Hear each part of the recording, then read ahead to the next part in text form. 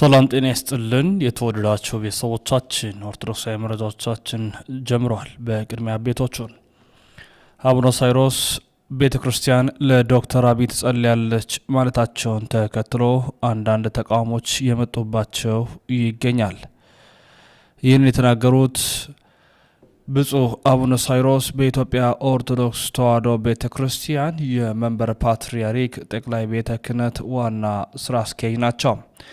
በመሆኑም ለክቡር ጠቅላይ ሚኒስትር ዶክተር አብይ አህመድ ቤተክርስቲያን ትጸልያለች ማለታቸውን ተከትሎ የእንታ ገብረመድህን እኒዮን ጨምሮ አንዳንድ አካላት ድምጻቸውን አሰምተዋል።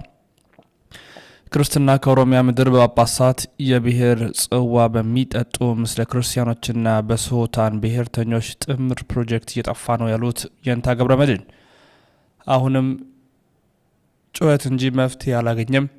የበለጠ ተናቦ የክርስቲያኖችን እልቂት ማስቆም ካልተቻለ ኦርቶዶክሳዊነትን ከፍ ብሎ በምስራቅ አፍሪካ የመቀጠል እድሉ አናሳ ነው ብለዋል። የጸረ ኦርቶዶክሳዊነት ፕሮጀክት በብዙ አይነት የሚደገፍ ከፍ ያለ የቆየ እቅድ ነው እንጂ ድንገት አይደለም። እልቂታችን እልባት ማግኘት አለበት። ትናንት የተጀመረው ለዛሬ ማንቂያ ደወል ነበር። ከሁሉ የሚከፋው ነገር ደግሞ የሚፈልጉት ዛሬ በተናጠል የሆኑት ቀጠናዎችን እያጠፉ ነው። ነገር ግን ክርስትናን እንዲሁም ቤተ ክርስቲያንን በአዋጅ ያጠፋታል። በቤተ ክህነቱ ድንቡልቡል አቡኖች ተጎልጉለዋል። በዚያ ፍጹም የኦርቶዶክስ ጥላቻ ያላቸው አካላት ተሰይመዋል። በመሀል ኦርቶዶክስ በላይና በታች እንደ እህል እየተፈጨ ነው። ስለሆነም በአንድ ሕሊና ውስጥ መተሳሰር ያስፈልገናል። በደንብ ሰብሰብ ብለን ልናደምጠው ይገባል። ድምፅ ይኖረናል። በደንብ ስንግባባ የመሰማት እቅድ አቅም ይኖረናል። በደንብ ስንሰማ የማድረግ አቅም ይኖረናል። የግል መጋረጃዎቻችን ወደ ጎን ትተን ሀገር ያወቀው ፀሐይ የሞቀው ምክራችን ለምእመን ስናስረዳ ለእግዚአብሔርም ለዓለምም ስናሳውቅ ያኔ መፍትሄ እናገኛለን። ነገር ግን የሆነ ያለው እንደዛ አይደለም በማለት የእንታ ገብረመድህን ነው ሀሳባቸውን አቅርበዋል። እንደምናስታውሰው በርካታ ኦርቶዶክሳውያን በሀገራችን ኢትዮጵያ ከፍተኛ የተባለ ችግር እየመጣባት እንደሚገኝ የሚታወስ ነው፣ እሙን ነው። አሁን ያለችው ኦርቶዶክሳዊ ተዋሕዶ ቤተክርስቲያናችን ግን የገጠማት ነገር ከባድ ነው። ትልቁ በሽታ ጭፍን ተከታይነት ነው።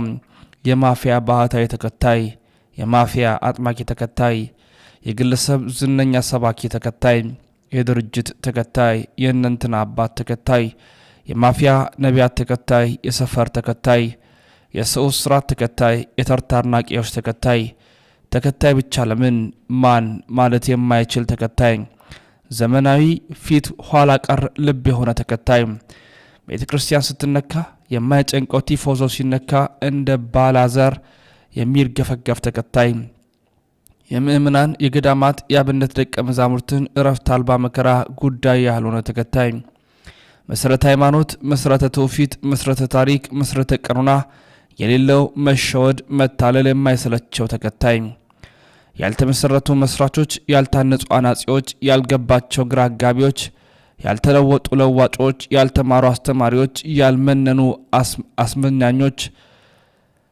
ያልከሰሩትን አክሳሪዎች፣ ያልተጠመቁ አጥማቂዎች፣ ፍቱን ጸፍተው አፉን ከፍተው ሲያንዋልሉ ዝም ብሎ አሜን ብሎ የሚፈዝ ነው ላላ ተከታዮች ሆይ ከቤተ ክርስቲያን ክብርና ልውና በላይ የሚሆን ግለሰብና ምድራዊ ድርጅት አለ እንዴ?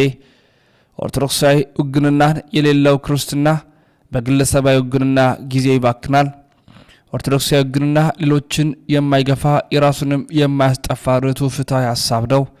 እኛ ክርስቲያኖች ሐዋርያዊት ቅድስት አንዲት ርትዕት ለሆነች ኦርቶዶክስና ክርስቶስ ራሱ ለሆናት ለአንዲት ኦርቶዶክሳዊት ጉባኤ ማህበርተኞችንን እንጂ ዘመን የወለደው ሹም የወደደው ብለን የምንከተል ትሉላን አይደለንም።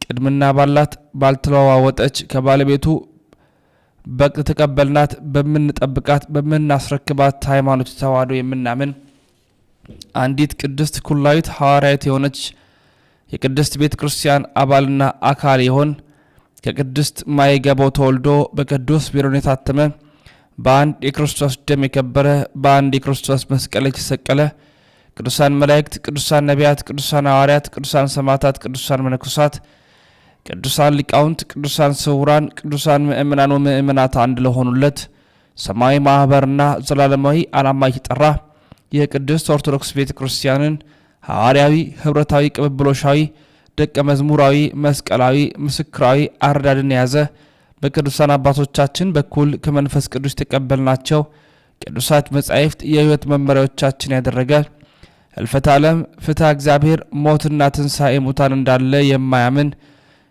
ክርስቶስንና አካል የሆነች ቤተክርስቲያንን ከመከተል ውጪ ተርታ ተከታይነት የማይስማማው እነሆ በዚህ ዘመን ቤተክርስቲያን በብዙ የተተቸችበት የሚገኝ ድርጊት ነው። ለማን አቤት ይባላል? ወደ ማንስ እንጮሃለን? ነገሩን ግን በሰከነ መንፈስ ልናደምጠው ልንከታተለው ይገባል።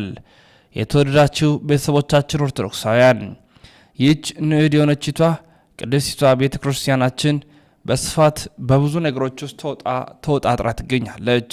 እኛ ጾም፣ ጸሎት፣ ስግደትና ምጽዋት ይዘን ይህችን ቤተክርስቲያን ልናስጠብቅ ከኛ ይጠበቃል፣ ከኛም ይገባል። በእያንዳንዱ እንቅስቃሴዎች ውስጥ ቤተክርስቲያንን ልንጠብቃት ይገባል። በመሆኑም እውነትነት ያለውን ነገር ይዘን መጓዝ አለብን። በዚህ አጋጣሚ ብፁዕ አቡነ ሳይሮስ የመንበረ ፓትርያርክ ጠቅላይ ቤተ ክህነት ዋና ስራ አስኪያጅ የተናገሩት ንግግር እውነት ነው።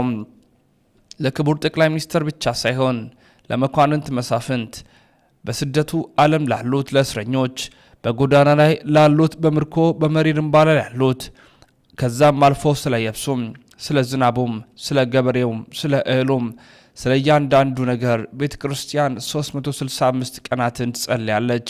በቅዳሴዋ ዘውትር የምትጠራውና የምትማጸነው የምትማልደውም ጉዳይ ይህ ነው። ከዚህ በላይ አጀንዳ፣ ከዚህ በላይ ርዕስ፣ ከዚህ በላይ ሀሳብ ቤተ ክርስቲያን የላትም። የቤተ ክርስቲያን ዋና እቅዷ፣ ዋና መሰረቷ፣ ዋና መንገዷም ይህ ነው። በመሆኑም ውድና ክቡራት ቤተሰቦቻችን ኦርቶዶክሳውያን የቤተ ክርስቲያንን ልዕልና ልናስቀድም፣ የቤተ ክርስቲያንን ከፍታ ልናሳውቅ፣ ከቤተ ክርስቲያን ጎን ልንቆም ይገባል። ይህች ንዕድ፣ ይህች ክብርት፣ ይህች ኩላይት፣ ይህች ቅድስት የሆነችቷ ቤተ ክርስቲያናችን በምን ቢሆን ማስጠበቅ ብቻም ሳይሆን መጠበቅም ከኛ ይጠበቃል። የዛሬ መረጃዎቻችን ይህን ይመስላሉ። በሌሎች መረጃዎች በስፋት የምንመለስ ይሆናል። እስከዚያው ድረስ ተሰነባበትን። ሰናይ ቆይታ ይሆንላችሁ።